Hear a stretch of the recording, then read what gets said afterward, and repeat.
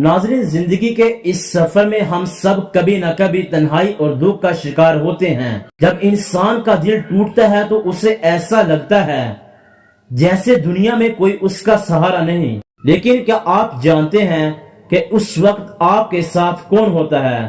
جب آپ تنہائی میں ہوتے ہیں تو اللہ کیا فرماتا ہے؟ آج کی یہ ویڈیو ایک ایسی حقیقت پر مبنی ہے جو آپ کے دل کے تمام بوجھ اتار دے گی۔ ناظرین گرامی، یہ واقعہ حضرت داؤد علیہ السلام کے زمانے کا ہے۔ روایت میں ہے کہ ایک شخص تھا جس نے اپنی جوانی گناہوں میں گزار دی تھی۔ جب اس کا دل بیدار ہوا تو وہ شرمندگی کی آگ میں جلنے لگا۔ وہ اپنے شہر سے نکل کر ایک ویران اور خشک پہاڑی علاقے میں جا پہنچا۔ وہ ایک بڑی چٹان کے سائے میں بیٹھ گیا اور اپنے چہرے کو مٹی میں چھپا کر رونے لگا۔ اس نے روتے ہوئے پکارا، اے میرے رب، میں گنہگار ہوں، سیاہکار ہوں، لیکن تیرے سوا میرا ٹھکانہ کہاں ہے؟ کیا میری توبہ قبول ہوگی؟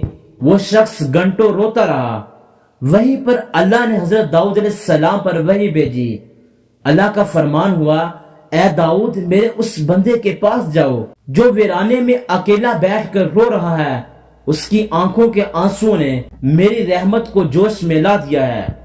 حضرت داؤد علیہ السلام جب اس جگہ پہنچے تو دیکھا کہ وہ شخص ابھی بھی رو رہا تھا۔ جب انہوں نے اللہ کا یہ محبت بھرا پیغام سنایا تو وہ شخص سجدے میں گر پڑا اور زاروں قطار رونے لگا۔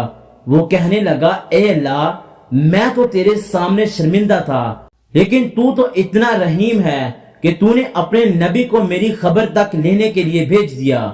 اسی طرح ایک مرتبہ اللہ تعالیٰ نے حضرت داؤد علیہ السلام کی طرف وحی بھیجی اور فرمایا، اے داؤد، اگر میرے بندوں کو پتہ چل جائے کہ میں ان سے کتنی محبت کرتا ہوں اور ان کی توبہ کا کس قدر مشتاق ہوں تو میری محبت میں ان کے کلیجے ہی پھٹ جائیں۔